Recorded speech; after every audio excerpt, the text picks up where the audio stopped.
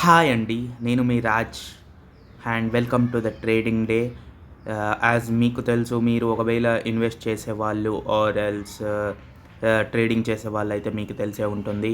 September నుంచి start అయింది market fall and September 2024 నుంచి ఫాల్ అయ్యింది. ఇది 13% పైగా ఫాల్ అయిందండి. Nifty 50 has fallen almost 30% after touching all time high.